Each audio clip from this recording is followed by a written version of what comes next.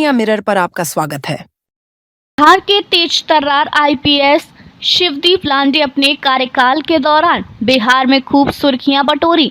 बिहार में इनकी छवि सिंघम वाली रही, लेकिन अब पूर्व आईपीएस शिवदीप लांडे नेता बनने की कोशिश में जुटे हुए हैं, लेकिन उनके लिए पूर्णिया की नेता नगरी बेहद मुश्किल साबित हो रही है।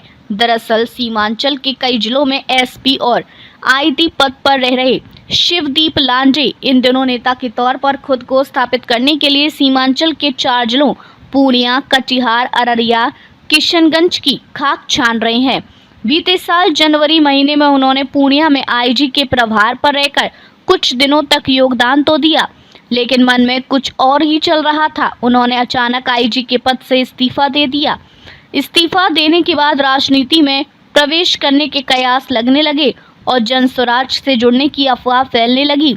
लेकिन इस्तीफा देने के कुछ ही महीने बाद शिवदीप लांडे ने राजनीति में कदम रखते हुए नई पार्टी का ऐलान कर दिया। उन्होंने अपनी नई राजनीतिक पार्टी हिंद सेना का गठन किया और अब बिहार को विकसित बनाने के लिए लगातार जनसंपर्क कर आम लोगों और युवाओं से पार्टी में जुड़ने की अपील कर रहे हैं। अब सवाल उठ रहा है कि वो अररिया या पूर्णिया में से किस जिले से चुनावी मैदान में उतरेंगी। इसी सवाल पर हमने सीमांचल के लोगों की नब्ज टटोली। शिवदीप लांडे इन दिनों अपनी पार्टी को विस्तार देने के लिए लगातार जनसंपर्क अभियान भी चला रहे हैं। उन्होंने पूर्णिया, कटिहार, अररिया और सीमांचल के कई जिलों में जनसंपर्क अभियान चलाकर युवाओं और आम लोगों से अपनी पार्टी में जुड़ने की अपील की है।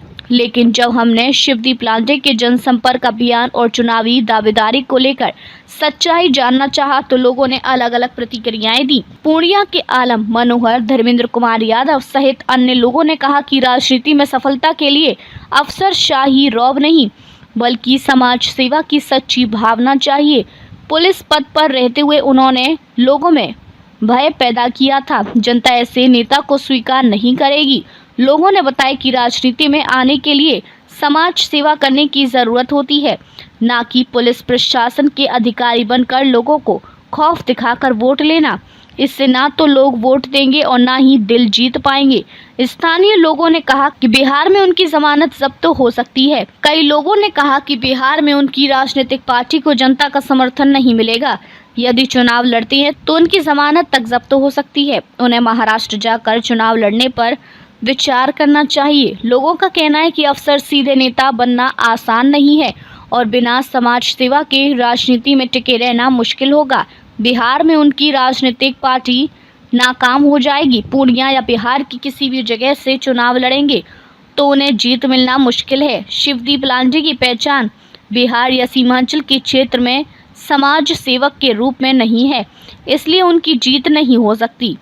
लोगों ने कहा कि अधिकारी से सीधा राजनेता बनने का सपना पूरा होगा या नहीं, यह आने वाला समय बताएगा। पूर्णिया के कई स्थानीय लोगों का साफ कहना है, बिहार के विकास के लिए सबसे बेस्ट पार्टी जेडीयू है।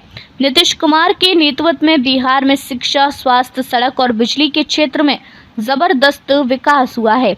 जनता नई पार्टियों पर भरोसा नहीं करती। लोगों का कहना है कि नीतीश कुमार के आने से बिहार में कई तरह के विकास हुए हैं और आने वाला समय भी बेहतर विकास का होगा। बिहार की जनता अन्य नई राजनीतिक पार्टियों में कोई विश्वास नहीं रखती। हाल ही में वो पूर्णिया में आईजी के प्रभार पर भी रहे, लेकिन कुछ महीनों बाद ही उन्होंने इस्तीफा दे दिया।